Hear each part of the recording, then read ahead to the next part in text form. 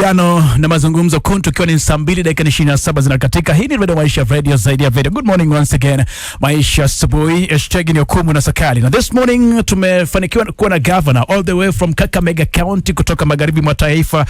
Tunazungumza kuhusu mheshimiwa wanapenda kuitwa His Excellency the Governor Ferdinand Barasa. Good morning sir. Morning to you. Umeamka vipi? Nimeamka sawa kabisa. Nilikuwa naofia mvua inaonyesha Nairobi asubuhi na mafuriko, labda ungekosa kufika.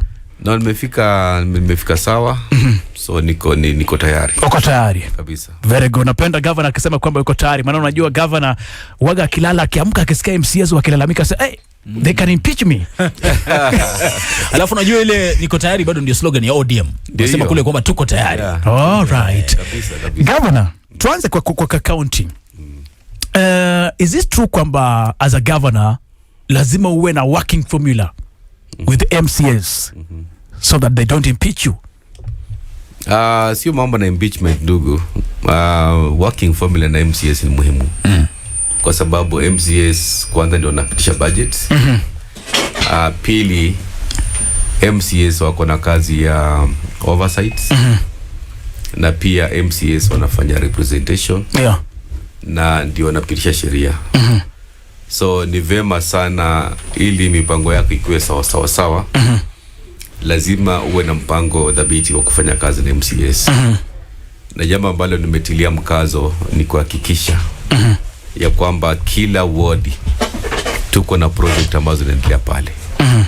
Ili MCA akona mwenye anasema kuna maendeleo yanafanyikana kwake. Yani kuna zile zinaitwa ward based projects. Ambazo zinasaidia pakubwa kuhakikisha kila sehemu ya Kakamega imepata maendeleo.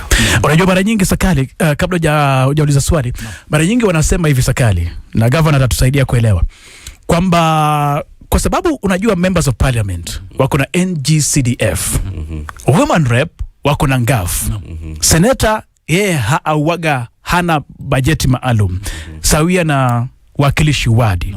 Lakini unapata kwamba kaunti nyingi governor, kuna baadhi ya magavana ambao waga wanaweka mgao kwamba kila mwaka wa fedha kuna mgao fulani ambao utakuwa unaenda katika kila eneo wadi. Lakini huo mgao utaenda kila eneo wadi ukitegemea kama yule MCA anamsikiza. Yule ambaye hamsikizi anampinga, anabaniwa. Kulingana na program zangu za Kakamega, kila wadi nimeweka pale shilingi milioni 20. Na hizi milioni 20 tuko na sekta tofauti. Tuko na mambo ya masomo, elimu, tuko na barabara, tuko na maji. Hizo zinaitwa ward based projects. So MCA kila wakati atafanya ile inaitwa public participation. Anaongea na wananchi, wanamwambia projects gani ambazo nataka tufanye hapa. Kama ni maintenance ya barabara, yeye ndiye ataangalia barabara gani ambazo nataka kufanywa ukarabati. So hiyo inahakikisha ya kwamba kila ward projects zinafanywa bila ubaguzi. Na mimi slogan yangu ni maendeleo na usawa. Kwa sababu kila ward nilipigiwa kura na wananchi. So wasiangalia kwamba hapa MCA ni support ya bani. Kama MCA amepotea, mimi naingia pale mwenyewe, naongea na watu na ufanya maendeleo, sababu mimi ndio ninafanya implementation of project zote. All right. Mheshimiwa Gavana, labda swali lake hilo kabla tuzungumzie utendakazi katika kaunti ya Kakamega kwa ufupi. Swali lake hilo, do you think MCAs have the capacity kuweza kuoversight utendakazi wa gavana? Ni swali la Okumu nimelibadilisha kidogo. Na nakuuliza hivi kwa sababu katika kipindi kingine hapa tunacho Kenya leo, tulikuwa na wawakilishi wadi hapa and they admitted, wakasema kwamba mshahara wao ni duni kweli, wanafanya kazi katika mazingira magumu na kidogo inakuwa ni vigumu kwao kuweza kuoversight gavana ambaye mshahara wake ni karibu 1 million shillings, na vile ana hela nyingi tu, mabilioni ya hela ambazo zinatoka katika National Treasury. Unadhani kwamba mfumo wa ugatuzi, na ili sikuulizi kwa kuangalia Kakamega kijumla, mfumo wa ugatuzi ulivyo, maybe MCAs wanahitaji kuwa empowered zaidi? Kwanza kabisa maoni yangu ni kwamba mambo ya oversight ni vyema pia tuwe na minimum educational qualifications za MCAs ili wawe na ile capacity ya kuwa oversight governor. Kwa sababu usipokuwa na ile minimum masomo itakuwa ni vigumu sana properly oversight the governor. So vile wametilia mkazo mambo ya masomo, kama governor lazima kuwe na degree, pia ni vema kupatiana MCAs zile minimum qualifications. Ili wakienda kwa public accounts committee for example, ama public investments committee, wanakuwa na ile educational capacity ya kuelewa nini inaendelea. So hiyo labda ni swala ambalo nataka tutilie mkazo wale ambao ni wachakato wa katiba. Kwa sababu MCAs kwa katiba wamepewa mamlaka makubwa sana kufanya oversights. Na oversight nataka kuwe na ile capacity. So capacity ni kutokana na masomo ya mtu. Okay. So hiyo kitu ambayo tuangazia. Kwa hivyo capacity si mshahara, si hela na kadhalika. Si mshahara, kwa sababu ukiangalia hawa jamaa mshahara na allowances zao ni over 300,000 per month. So hiyo si pesa kidogo. Ukiongeza allowances. Tuzungumzie utendakazi wako kwa muda ambao umekuwa mamlakani. Uliingia katika kaunti ambayo wadadisi wa mambo na wachanganuzi wa ugatuzi walihisi kwamba gavana ambaye uliweza kuchukua nafasi yake ama ambaye uliweza bila shaka kumreplace pale Kakamega alikuwa amechapa kazi kulingana na research ama tafiti mbalimbali. Unaweza wakati iwapo utaulizwa in 2 minutes, unaweza ukasema ni kitu gani ambacho mweza kukifanya pale Kakamega kwa muda ambao umekuwa ofisini? Kwanza kabisa mimi natambua ya kwamba counties huwa zinafanya kazi ama utendakazi wa counties. Kuna kitu inaitwa perpetual succession. Ili kumaanisha kwamba zile miradi ambazo gavana mtangulizi alianzisha ni vema pia zikamilike, kwa sababu zisipokamilika itakuwa ni pesa zimepotea pale za wananchi. So jambo ambalo nitilia mkazo kwanza, najua Gavana Oparanya alikuwa na priority yake. Priority yake ilikuwa kuweka ile inaitwa infrastructure. And most of the time alikuwa anaweka pesa kwa miradi mikubwa. Na miradi mikubwa mingi zilikuwa zijakamilika. Kiangalia pale Butere level 4 ilikuwa ijakamilika, mimi ndio nimekamilisha.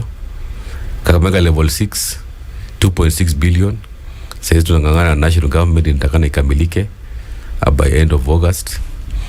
Ukija pale Bohongo Stadium 6 billion project, ilikuwa ni project kubwa sana kwa county.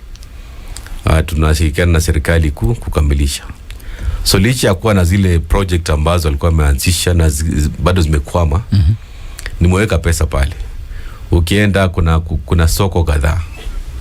Soko pale Matungu Koyonzo ilikuwa imekwama, nimeweka pesa. Soko Ikolweni Tulidambiza ilikuwa imekwama, nimeweka pesa pale. Sababu usipokamilisha pia itakuwa ni hasara kwa watu wa Kakamega. Kuna Shatala Market ilikuwa imekwama, nimeweka pesa. Shibinga Market ilikuwa imekwama, nimeweka pesa. Kuna hospitali level 4 pale Shinyali inaitwa Shamahubu ilikuwa imekwama, nimeweka pesa. Umeelewa? So hiyo ilikuwa priority ya kwanza. Ya pili, pia tuko na miradi ambazo katika ruwaza yangu ya maendeleo CIDP pia natilia mkazo.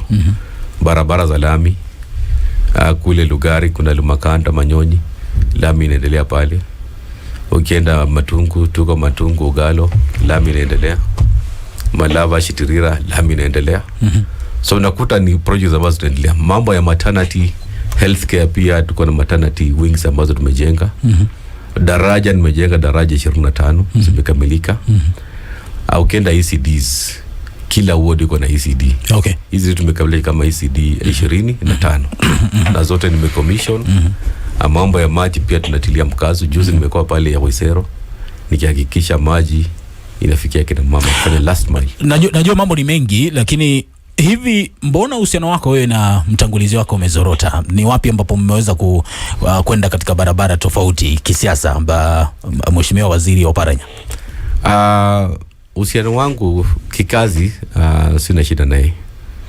Lakini kisiasa na support mtu mwingine. Sasa unajua mtu kama ana support opponent wako. Lakini alikusupport katika uchaguzi mkuu uliopita. What happened? Unajua sasa nasema priorities. Unajua mambo ya 2022 na 2027 ni tofauti. Umeelewa? Na siasa ya 2022 ukiangalia hata national politics unaona vile mambo ilienda. Saizi Uhuru Ruto na Gachagua wako pamoja.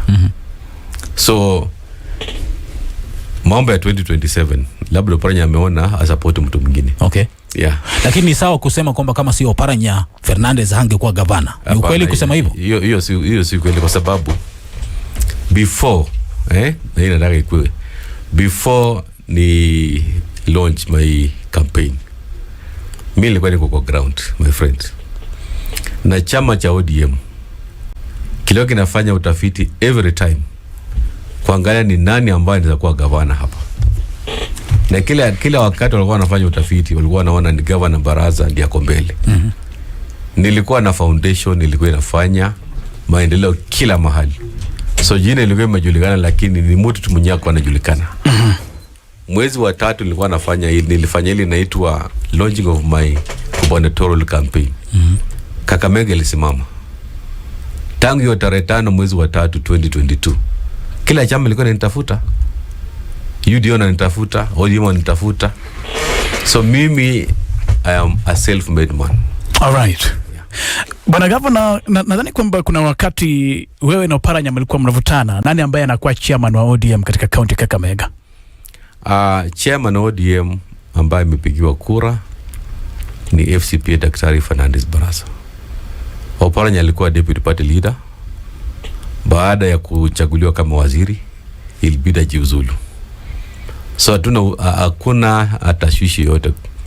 Kura ambayo tulipiga ya county, kulikuwa na mbunge ambaye anaitwa Nabii. Naam. Na alikuwa mpinzani wangu.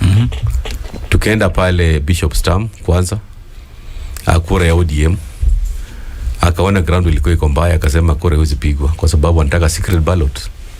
Kwa mwambia my friend, secret ballot sasa hizi inatoka wapi? Ikaahirishwa. Tarehe 1 mwezi wa Septemba mwaka uliopita wakapatiana siku ya kupiga kura. Tukaenda pale Iguhu, Ikolomani. Kura ikapigwa. Unajua ni delegates. Jamaa aliona ana delegates, akatoroka. Officials wako pale. Kura ikapigwa, nikachaguliwa bila kupingwa kama chairman wa ODM. All right. Mheshimiwa, nadhani kwamba Bwana Gavana tuko naingia katika national politics, lakini nikuulize hivi kama kiongozi. Wiki iliyopita kumekuwa na matamshi makali sana kutoka kwa watu ambao tunawaita viongozi. President William Ruto, aliyekuwa naibu wake Rigathi Gachagua, na viongozi wengine. As a leader, mtazamo wako ni gani kutokana na maneno makali ambayo yalitumika na William Ruto kama rais na aliyekuwa naibu wake na baadhi ya viongozi wengine? Kwa upande wangu ni kwamba lazima ofisi ya rais iheshimiwe.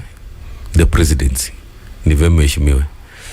Najua kwa miaka 2 wapinzani wamekuwa kimuelekezea rais matamshi na matusi sana, na najua pia rais ni mwanadamu, alirespond, lakini mimi kama kiongozi naambia rais achane na mambo ya kufocus kwa kuwajibu kina Wamnyoro. Yeye kazi yake ikuwe ni kufocus kwa maendeleo, kwa sababu yeye kama rais ako na majukumu mengi sana ya kufanya.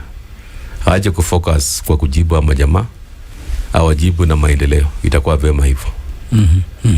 And is it possible kwamba as leaders mnaweza fanya clean politics?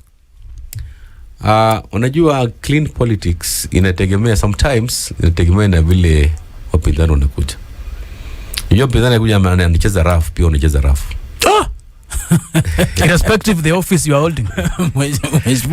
Mheshimiwa Fernandez, unatupatia wasiwasi bwana. Nadhani kwamba kuna mwongozo wa sheria, kuna ofisi ya rais ambayo bila shaka ni hadhi ya umoja wa kitaifa. Hivi unasema kwamba rais anaruhusiwa akienda matopeni aingie nao matopeni? Nasema ofisi ya rais yeye amechukua ile inaitwa oath to protect the constitution, right? Lakini ni vema sana pia wapinzani waheshimu ofisi ya rais, kwa sababu is the presidency. Unaweza fanya siasa ya upinzani lakini sio ya matusi. Lakini umesema wapinzani wako hapo kwa Kakamega wakicheza rafu. Wewe utapita na vibaya sana. Inafika mahali unachoka, unaelewa? Inafika mahali pia una respond, na sio kila siku, una respond tu mara moja. Okay. Yeah. Tuzungumzie chama cha ODM, na naona muda unakimbia kwa kasi. Msikilizaji, tutakupatia nafasi vile vile iwapo una swali au maoni. Iwapo wewe ni mkazi wa Kakamega, mheshimiwa anasema ametamak lami upande wako, hujaona lami, unaruhusiwa vile vile kuweza kutueleza, na baadaye vile vile tutapokea simu. Tuzungumzie chama cha ODM na kaka Hukumu ameweza kutaja kwamba pale Kakamega tayari kuna mpasuko katika chama hicho cha ODM. I remember at some point kukiwa na mikutano miwili, mmoja sijui Butere sijui wapi pale kati yako wewe na Nabii na Bwera, na kuna viongozi wa kitaifa ambao vile vile wamejipata katika zogo hili. Pale unapoketi, do you think kivyovyote vile itawezekana kuwa na chama cha ODM ambacho ni kimoja, ama tukubali yaisha kwamba sasa hivi ODM ni vipande, kwa sababu kuna Linda Ground, kuna Linda Mwananchi, pale Kakamega kuna mpasuko na kadhalika. Do you think itawezekana kuwa na chama kimoja cha ODM kivyovyote vile? Wacha tuanze na Kakamega. Kakamega chama cha ODM ni kimoja. Ni chama cha kulinda ground ambayo inaongozwa na FCPA Daktari Fernandes Baraza. Yours truly. Pili, tumekuwa na ule mrengo mwingine wa Sifuna, lakini ikifika siku ya Ijumaa tuko na NDC ya chama. Ndio chama cha ODM ni chama ambacho kinafanya kazi, utendakazi wake ni through the structures. Na ile ambayo kuna structures, kwanza kwa NEC, Central Management Committee, kila kitu, chair of chairs ambaye ni mimi, ni Daktari Oburu Oginga. So baada ya NDC, kama kuna wale jamaa ambao in my view washaama kwa chama, watatafuta njia yao ingine, kwa sababu kila mtu anatakana apewe democratic space yake. Na hao jamaa wengine washajieleza wazi ya kwamba wao ni jamaa ya one term, yani wako mrengo ya one term. So chama cha Linda Ground, chama cha ODM ambacho kinaongozwa na Daktari Oburu Oginga, sisi tuko tayari. Hapo ndio mimi niko, na Kakamega mzima iko kwa kulinda ground. Hata wale jamaa wanasema kina Nabii. Kwa hivyo Edwin Sifuna na Linda Mwananchi tumeona akifanya mikutano hata pale Kakamega, wananchi wakijaa kweli umati mkubwa. So huu umati kulingana nawe ni moto wa karatasi tu? Hiyo ni hired crowd my friend. Hiyo ni hired crowd. Yeah. Do you have evidence? Mimi nakwambia si ati evidence. Waje warudi. Hauna evidence lakini ni hired crowd. Unajua mimi niko kwa crowd. Dakika wakikuja bora wapewe pesa. All right. Sawa. Ndio nasema hired crowd. All right. Dakika 15 kabla kufika 3 kamili, bunge la maisha this morning tuko na Mheshimiwa Governor His Excellency kutoka county ya Kakamega, Fernandes Baraza. Tunakuja kuzungumzia kama unahisi kabisa kwamba broad-based arrangement ndio mwelekeo mzuri kwa Western Region kuelekea uchaguzi wa 2027. Kwa hivyo zoea bwana Governor. Na tukirudi pia sakali tunapokea simu 2-3, sio? Bila shaka. Maisha Classifieds. Huduma za afya si taaluma tu, ni wito wa kutumikia jamii. Katika Outspan Global University tunakuandaa kuwa mtaalamu wa afya mwenye ujuzi na moyo wa kuhudumia wengine. Jiandikishe sasa kwa muhula wa Mei kusomea shahada ya uguzi, tiba ya kliniki na afya ya jamii au saikolojia. Faidika na wahadhiri wenye uzoefu, mafunzo ya vitendo na miundombinu bora ya kujifunzia. Piga simu 0713666800 au tembelea www.ogu.ac.ke kuanza safari yako leo. Outspan Global University, tunakuandaa kuhudumia jamii hapa na kimataifa. Maisha Classifieds. EPL ipo ndani ya radio zaidi ya radio. Matangazo na burudani ya kukata na shoka. Je, uko tayari? Shuhudia magoli. Unakosa kulisafuriza kwa nafasi moja kwa moja. Sesko. Ushindani, ubabe na burudani ya hali ya juu. Huu ni utamu wa soka. Football is the second sweetest thing in the whole world. The first one. Gospel. Unadanganya. Viwanja vya Uingereza vinawaka moto. Manchester City, Arsenal, Liverpool, Chelsea, Manchester United na timu zote zingine zinapambania ubingwa. Usipitwe. Kila weekendi na kila siku, sikiliza matangazo mubashara ya mechi za EPL live ndani ya Radio Maisha, ukiletewa na Steven Mukangai, Walter Kinjo na Kariuki Dan. Popote ulipo, sisi ndio sauti ya soka hapa nchini Kenya. EPL ni zaidi ya mchezo, ni maisha. Radio Maisha 105.1. Mombasa, tuko mbele pamoja. Bunge la Maisha. Mahojiano na mazungumzo kuntu. Dakika ni 12 kabla kufika 3 kamili. Hii ni Radio Maisha, radio zaidi ya Radio Maisha. Asubuhi ya Okumu na Sakali, Bunge la Maisha. This morning tumefanikiwa kuwa na governor wa kaunti ya Kakamega, Mheshimiwa Fernandez Barasa. Na nadhani kwamba tuanze na maswali mawili matatu kutoka kwa msikilizaji, then tunarudi kwa governor. Nambari yetu ya simu ni 0719012700 this morning. Swali lako ni gani? Swali moja tu, kwa sababu nadhani kwamba maswali ni mengi. Kila mpiga simu tafadhali swali moja kwa governor, alafu tutakuwa napokea swali mengi zaidi. Radio Maisha, hello. Hello, Radio Maisha. Habari ya asubuhi. Mzuri sana. Huyu ni Alex John, niko Kuisero. Swali lako ni gani dadi? Habari ya mheshimiwa. Mimi swali langu tu ni moja. Mheshimiwa alikuwa ameahidi kusaidia kijana mmoja ambaye alikuwa ako St. Mary's Medical School. Akasema atamsaidia arrears. Sasa mpaka leo sijaona hiyo ripoti. Mheshimiwa itadanyia anje. Nilikuwa nataka hiyo ripoti tuone imefikia wapi. All right. Thank you very much. Ozunga, good morning. Good morning. Habari hapo studio. Kwema kabisa, tuko na Mheshimiwa Governor. Huyu ni mzee Ozunga, nilikuwa Mania Western. Huyo governor rafiki yangu mkubwa sana. Niuliza swali moja kwake. Kweli kwa maendeleo sasa danganya anajaribu kidogo, lakini hiyo hospitali ambayo hii hospitali ilikuwa ikapa maneno ya Lurambi. Swali moja tu, hiyo hospitali hiyo inaisha lini? Kwa sababu ya kwamba tunangoja hospitali iishe, lakini imechukua muda. Lakini kazi zingine zote amejaribu kufanya. Ni mzee Ozunga. Shukrani sana Ozunga. Dan, good morning. Morning too. Karibu sana, swali lako kwa Mheshimiwa Governor ni gani?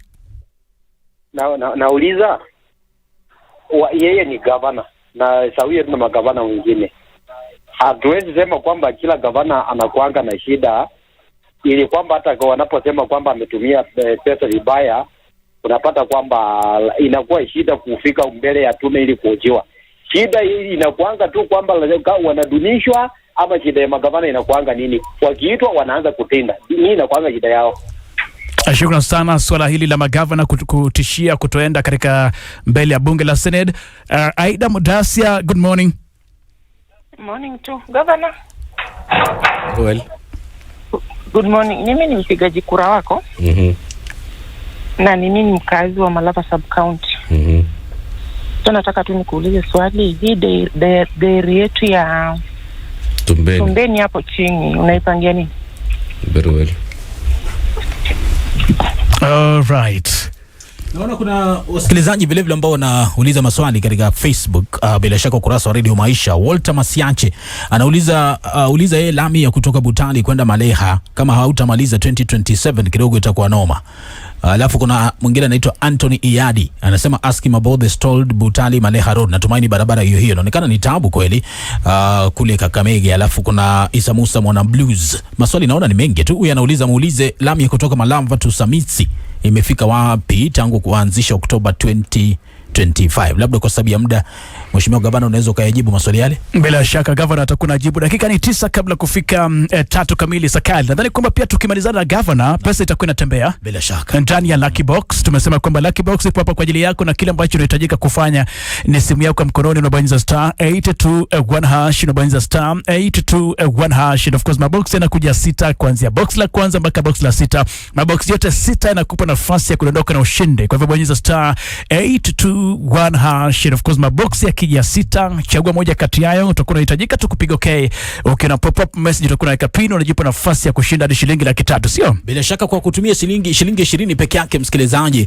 Mimi husema hata ukicheza mara 3 ni shilingi 60 hizo, ama ukicheza mara 5 ni shilingi 100 peke yake msikilizaji. Kuna watu ambao wanajipatia 7,000, 10,000, 20,000, 30,000, 100,000 na kadhalika. Sasa wewe pale ulipo inaweza ikawa ni bahati yako nzuri tu kuanza Jumatatu yako vizuri, kuanza wiki yako vizuri. Bonyeza star 821 hash. Ukishabonyeza star 821 hash msikilizaji, kuna ile pop up inakuja pale kuuliza kama you are 18 years and above, unasema yes. Alafu kuna maboksi 6 pale, kuna box number 1 up to box number 6. Sasa unakisia unaamua ni boksi gani unadhani kwamba lina kitu, unachagua lile boksi. Alafu kuna ile pop up inakuja, weka pin yako ya M-Pesa, weka okay. Kumbuka ni star 821 hash. Mheshimiwa Governor, ndio nafasi ni yako, majibu kwa maswali ambayo yamefika. Ya, asante sana ndugu Komu na Sakali. Kwanza kabisa swala ndugu yangu wa St. Mary's ambalo niliahidi kusupport ile kijana. Ningependa ndugu yangu uje kwa inbox. My number ni 0715 584 594 ili niweze kufuatilia hiyo support ya ndugu yetu. Mambo ya level 6 hospital. Hii ni project ambayo ilikuwa imekwama 2021. County ilikuwa imeweka pale 2.6 billion. Kwa sababu mimi ni gavana kuendeleza miradi ambazo ilikuwa zimeanzishwa zikakwama. Nimeongea na serikali kuu. Hivi sasa kazi inaendelea through Department of Defense, na mwezi wa 9 hiyo project itakuwa imekamilika na itatuwezesha kuajiri vijana kazi, vijana 3,000. So by September, ndugu yangu Ozungu, tutakuwa tunakamilisha ile Kakamega level 6 hospital. Kwa upande wa Senate, kama gavana tumesema kwamba sisi kama magavana hatuna shida na Senate, bunge la Senate. Hatuna shida na committee zote, lakini kuna committee moja ya Public Accounts Committee ambayo wamekuwa wakiharas governors. Na tukapatiana malalamishi kwa uongozi wa Senate. Speaker wa Senate akasema tutakutana. Siku ambayo ilikuwa tukutane, magavana wapatiane evidence vile wamekuwa harass na senators, wakaahirisha mkutano huo. So hivi sasa bado tunangoja mkutano na uongozi wa Senate ili tuweze kutatua shida ambayo tulikuwa nayo na masenators waine, kwa sababu ni vema kama kuna jambo ambalo tumelalamikia lazima pia lishughulikiwe. Okay. So hiyo itakuwa ni sawa. Lakini pale kabla usonge mbele, kwa sababu swala lile ni swala muhimu kabisa. Wewe kama gavana wa Kakamega umewahi hujumiwa mbele ya kamati ile ya ukafika pale wakakuitisha hongo, wewe kibinafsi kama gavana wa Kakamega? Mimi kama gavana wa Kakamega nimefika kwa ile Public Accounts Committee. Na kila wakati nikifika kule huwa nimejipanga sawa. Okay. In terms of kuangalia report zangu ziko sawa. Na mimi pia hata ile Public Accounts Committee iliniambia kwamba mimi ndio gavana wa kwanza wa Kakamega kufika kwa Senate Committee. Gavana Oparanya kwa anaenda kule. Okay. Yeye kazi yake alikuwa analipa fine. Okay. 500,000. So mimi nimekuwa, kwa hivyo kuna option ya kutoenda na kulipa fine. Ndio, lakini sasa mimi nimekuwa nikienda. Okay. Hii wakati nilikuwa sijafikiwa. Kabla COG patia. So you don't share in those concerns za COG? I don't share, but my colleagues ambao wako na evidence walikuwa wako tayari kupeleka ile evidence ambayo umeitishwa pesa na wale senators. Okay. All right. Mimi I don't have that issue. So sio ati tumetishia seneti, lakini bora tusikizwe, itakuwa ni vema sana. All right. Jambo la Tumbeni Dairy Factory, hivi sasa fiscal structure karibu inakamilika. By end of April itakuwa imekamilika. Tunatafuta sasa mwekezaji kufanya ile ndio operationalization. Ukishamaliza fiscal structure, lazima tutafute zile coolers na tutafute mbinu ya kuhakikisha kwamba hiyo factory yetu ya Tumbeni inaanza kufanya kazi. Niko na imani ya kwamba kabla mwisho mwaka huu watu wangu wa Malava, hiyo factory yetu ya Tumbeni itakuwa imeanza kufanya kazi. Barabara ya Butali Maleha, hiyo ni barabara ambayo gavana Oparanya alikuwa ameanzisha. Ni karibu kilomita 8. Nimeweka pesa kwa bajeti shilingi milioni 100 kuanzia mwezi wa July August nitakuwa nimeanza kukarabati barabara hiyo. In the meantime nimefanyia maintenance kwa sababu vile unajua lazima pia barabara sipitike.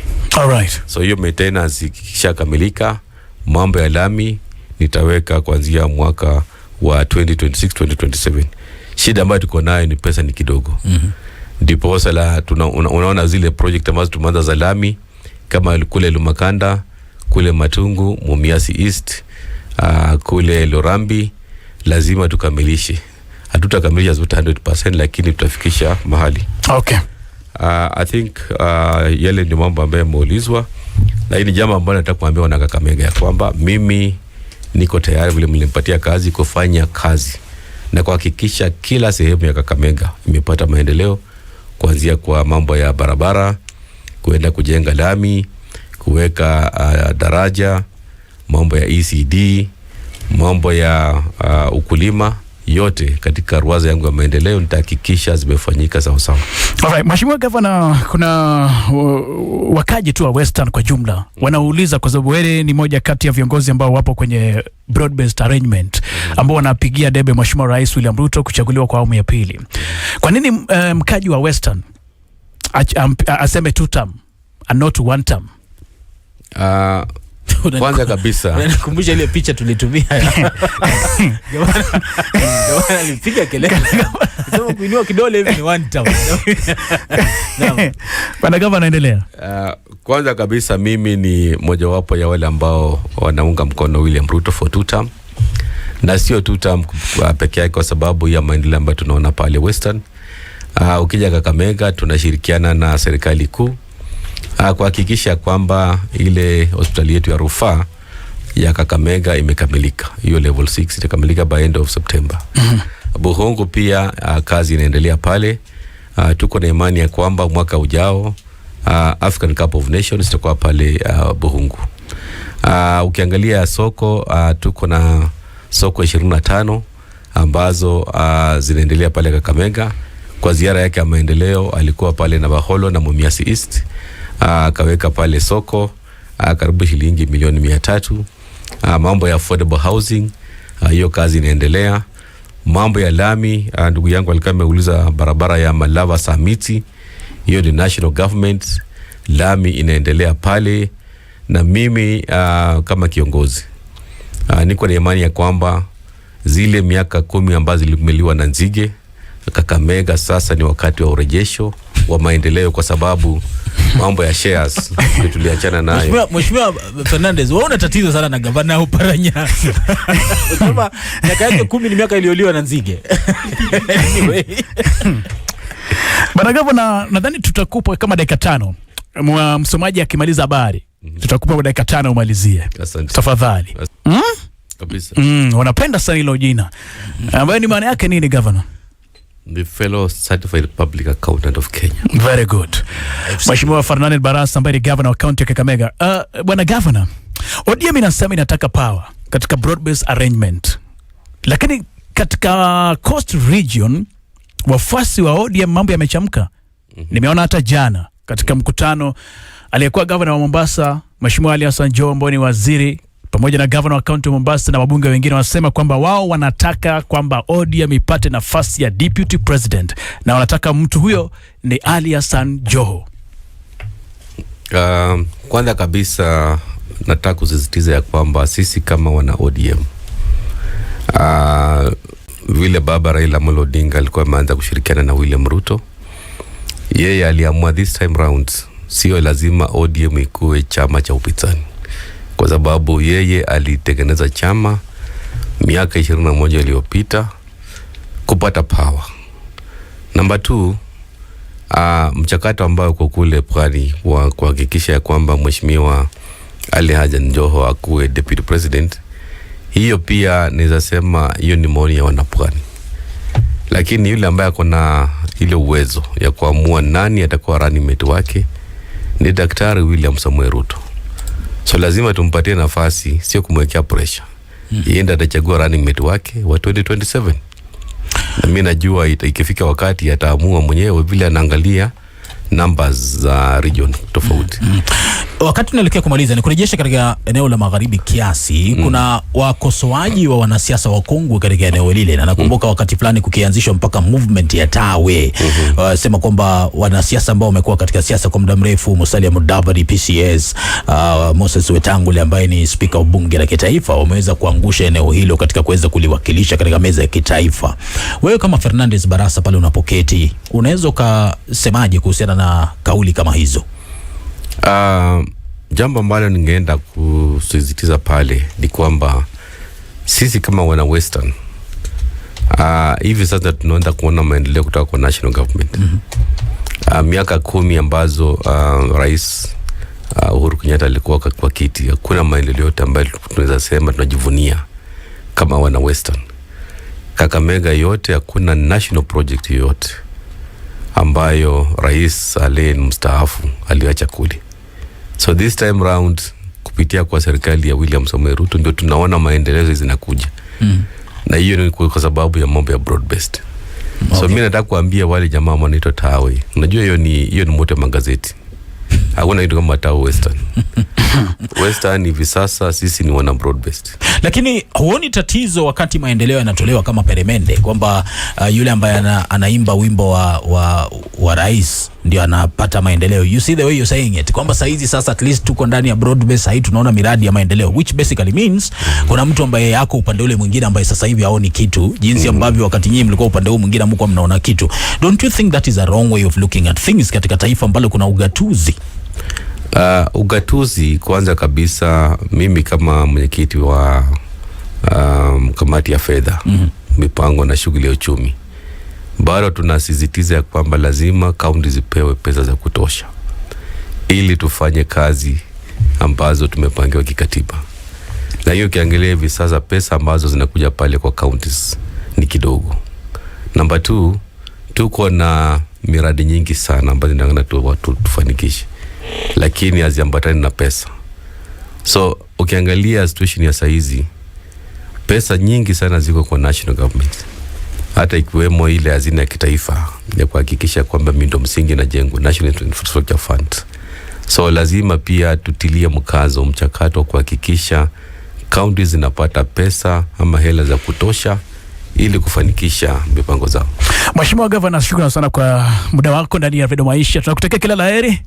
Najua kwamba mtihani ni 2027 na report card yako ndio itamua kama ni 2 term ama ni 1 term. Ishaamua my friend. Kwa ballot ninaamua. Thank you very much, His Excellency. Wish you all the best. Asante sana ndugu. All right. Thank you very much.